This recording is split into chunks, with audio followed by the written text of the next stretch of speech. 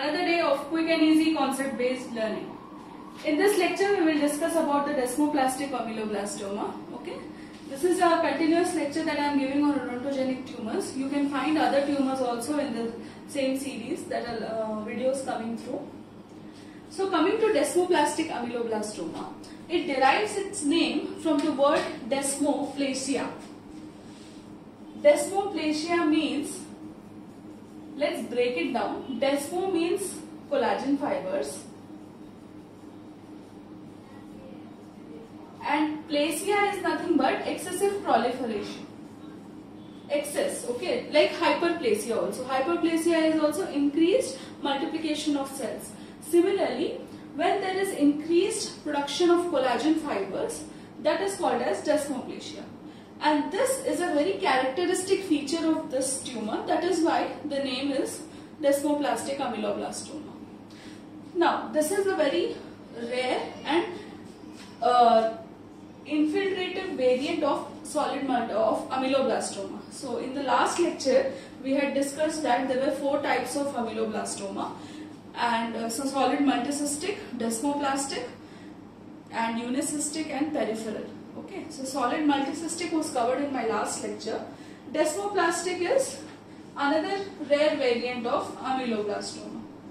Why is it considered as a separate tumor and not just a histological variant of solid multicystic ameloblastoma? The reason is because there are remarkable differences even in the clinical features and also the radiographic features. That is why it is altogether considered as a separate tumor. So, it is locally infiltrative. It is locally infiltrative tumor. Okay. Coming to the clinical features. So, solid multicystic ameloblastoma. Here I will discuss the clinical features and other features also in contrast to solid multicystic ameloblastoma. Okay. So, in solid multicystic ameloblastoma, the age which was more commonly affected was the 2nd to 4th decade. That is 30 to 50 years. The average age was 33.5 years. Here, desmoplastic ameloblastoma affects a more older age group. So, the average age that is affected here is 48.5 years. Okay. Next, coming to the gender. The gender is similar to ameloblastoma. Males are more commonly affected than females. Coming to the location, solid multicystic ameloblastoma occurred in the posterior mandible more commonly. Here, maxilla and mandible are affected equally, and moreover, anterior regions are more commonly affected as compared to the posterior region. Okay. Now, coming to the clinical presentation, how it presents itself. It presents as a swelling. Swelling can be painful or painless depending on the size.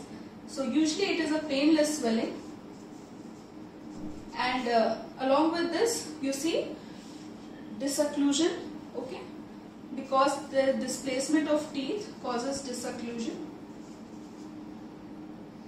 right. Then coming to the radiographical features. Okay, before we consider the radiographical features, let me tell you the histogenesis of desmoplastic ameloblastoma. If you remember solid multicystic ameloblastoma, there was a 5 or 6 different tissue types from which ameloblastoma could arise. It was enamel organ, or cell rest of dental lamina, cell rest of molluscus, so cell rest of serrae, cell rest of molluscus, or epithelial lining of the cyst. But here, mostly the histogenesis is limited to cell rest of molluscus only. Okay, so the authors have concluded that the desmoplastic ameloblastoma arises from cell rest of molluscus.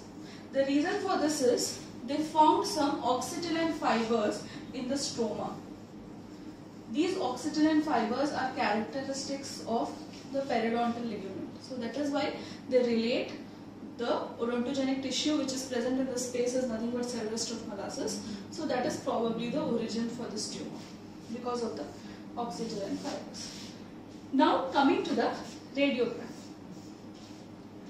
Radiographic features, if you remember solid multicystic ameloblastoma, a characteristic soap bubble appearance or a honeycomb appearance was noted.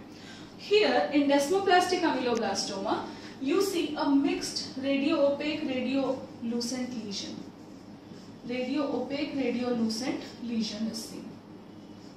Okay, so you see a radiolucency and some radio-opaque flecks are seen inside this radiolucency. So this is not a characteristic of odontogenic tumors generally. So most commonly a preoperative diagnosis of fibro-osseous lesion is given first, and later on histopathological examination they come to the diagnosis of desmoplastic ameloblastoma. So because we know that fibro-osseous lesions, the characteristic radiographic appearance is mixed radio-opaque, radiolucent lesion. Okay, so this is one difference. The other feature is, unlike solid multicystic ameloblastoma, desmoplastic ameloblastoma has ill-defined borders. So this means that there is no clear-cut differentiation or distinction between the tumor and the normal tissue. So this probably implies for the infiltrative behavior that you see in this tumor. Understood? So because of the ill-defined border, the infiltration is more obvious in this tumor. So this is about the radiographical features. Coming to histopathology. Histopathology of desmoplastic ameloblastoma is again very characteristic. Here the odontogenic epithelial islands that you see here, they are not arranged in follicles or definite islands like SMA, that is solid multicystic. Instead they form very bizarre shapes. The configuration of these islands are very bizarre. They are generally called as animal-like or kite-like. Okay, animal-like or kite-like configuration is generally said to be present in this kind of tumor. And as you can see here, the central stellate reticulum-like tissue is also absent. Instead, the central cells are more squamatoid and they appear hypercellular. The reason for this can be because of the excess collagen fibers that you see in the stroma around the epithelial islands. Probably these might compress the islands so that all the tissues come together and they appear hypercellular. So this is one theory for the appearance that we see here. Coming to the stroma. The stroma that is present is definitely mature only, and it is dense fibrous stroma. What we see in solid multicystic type is more delicate, whereas here we see dense fibers because of desmoplasia. So excessive collagen fibers are present. Along with that you see few blood vessels and cells. So this is about the histopathology. Coming to the treatment. The treatment is similar to solid multicystic ameloblastoma, that is enucleation and curettage. Since it is locally infiltrative, a thorough curettage is required. So the treatment is enucleation and curettage. Unlike solid multicystic ameloblastoma, the recurrence rate for this tumor is relatively less. Okay, so this completes desmoplastic ameloblastoma, right? It is a very simple one and very remarkably different from the conventional solid multicystic type.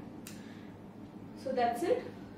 Thank you. If you like my lecture, please like, share and comment, and please do comment and tell me your suggestions. You can tell me some topics which you want to be covered, because as far as I am concerned, I am just taking some important topics which I feel students might be, it might be difficult for the students to understand, and for the last time revision also it is important. But if you want me to take any topic, you can always leave a comment in the comment box, right? So thank you and all the best.